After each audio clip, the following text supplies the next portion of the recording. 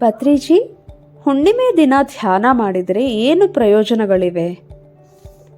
ಹುಣ್ಣಿಮೆ ದಿನ, ಹುಣ್ಣಿಮೆಯ ಮುಂದಿನ ದಿನ, ಹುಣ್ಣಿಮೆಯ ನಂತರದ ದಿನ, ಈ 3 ದಿನಗಳು ಕೂಡ ಭೂಮಂಡಲದ ಮೇಲೆ ಅತ್ಯಧಿಕ ಶಕ್ತಿ ಇರುತ್ತದೆ.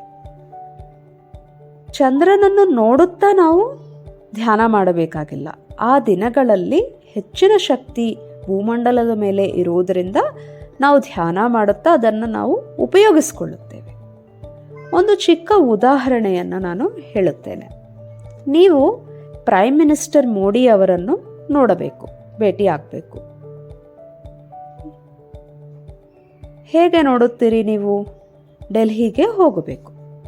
ಆದರೆ ಒಂದು ದಿನ ಪ್ರೈಮ್ ಮಿನಿಸ್ಟರ್ ಮೋದಿ ಅವರೇ ಹೈದರಾಬಾದ್ಗೆ ಬಂದಿದ್ದರು, PMC ಆಫೀಸ್ಗೆ ಬಂದಿದ್ದರು. ಆಗ ನೀವೇನು ಮಾಡುತ್ತೀರಿ? ಆಗ ನೀವು ಡೆಲ್ಲಿ ಹೋಗಬೇಕಾಗಿಲ್ಲ. ಯಾಕಂದರೆ ನೀವು ಪ್ರತಿದಿನ PMC ಆಫೀಸ್ಗೆ ಬರುತ್ತಿದ್ದೀರಿ. ಆ ದಿನ ಮೋದಿ ಅವರು ಆಫೀಸ್ಗೆ ಬಂದಿದ್ದರು. ಆಗ ನೀವು ಹೋಗಿ ಅವರನ್ನು ಭೇಟಿಯಾಗುತ್ತೀರಿ.